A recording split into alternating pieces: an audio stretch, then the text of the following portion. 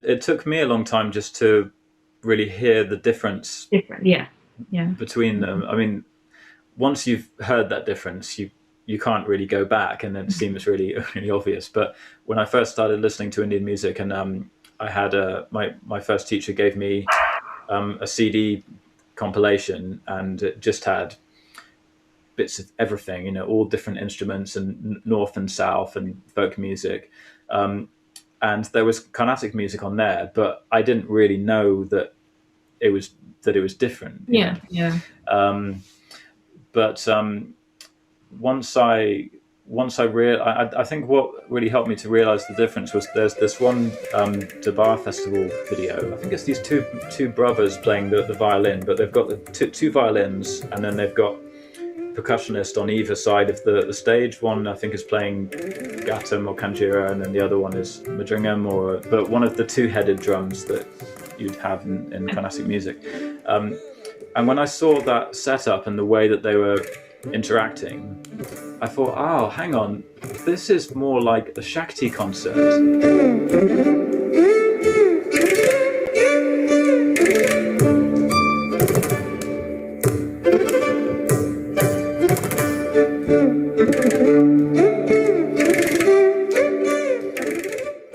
You know Shakti with John McLaughlin and Zakir Hussain. So it reminded me of the original Shakti, you know, and with L. Shankar on the violin.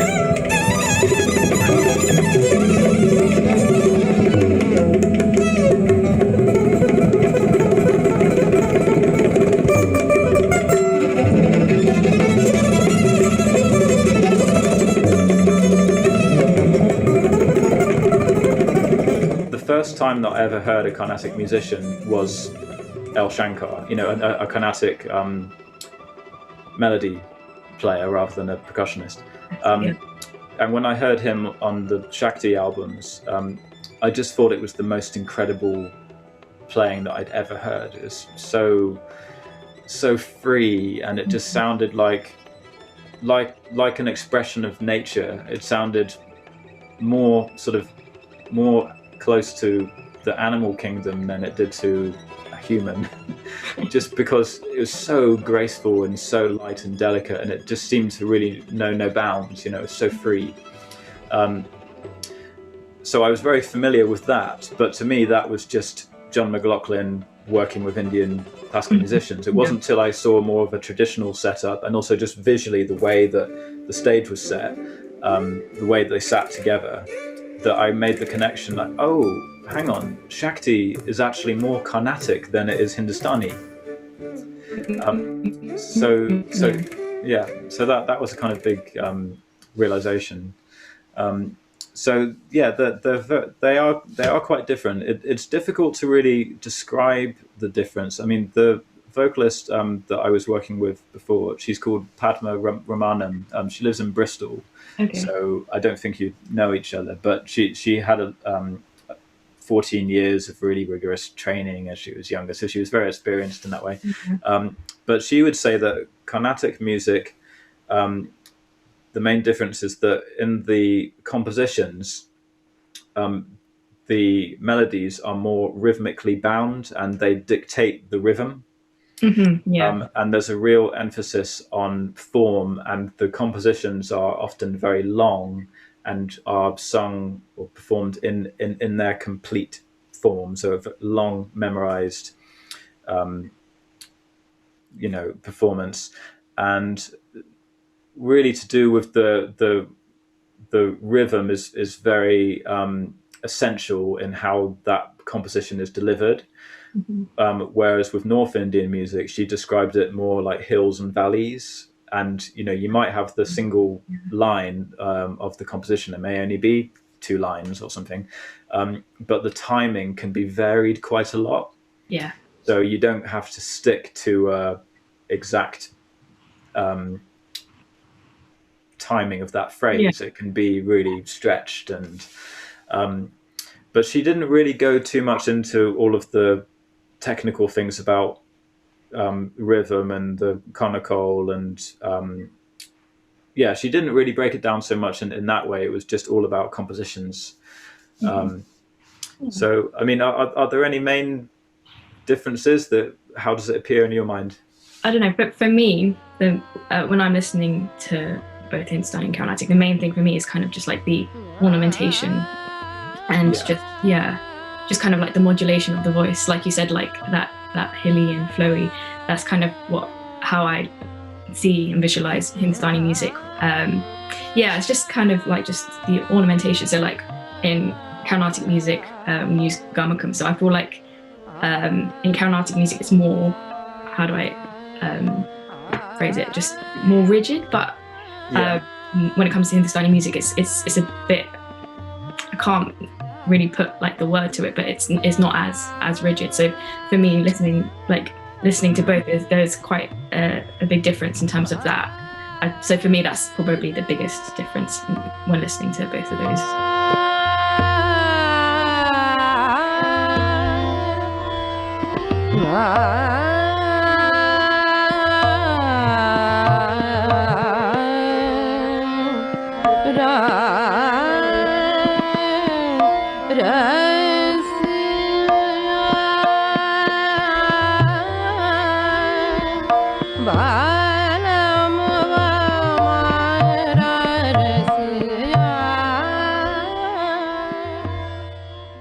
I know what you mean, because the different how do you say it? It's gamakas. Yeah. So the different gamakas they're very defined in their precise movement. And when you say rigid, it's almost like they're arranged very precisely.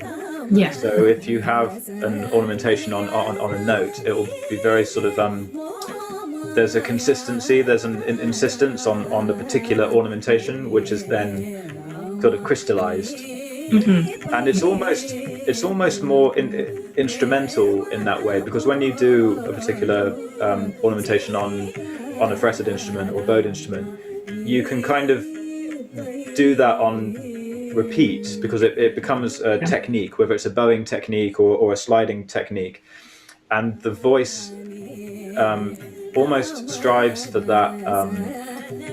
It's not mechanical, because the end result isn't mechanical, but the technical perfection, realization of that ornamentation. It's very it's a bit more scientific in a way. That's actually a nice way of putting it. Yeah, that makes a lot of sense. Yeah, but scientific in like in an artistic way.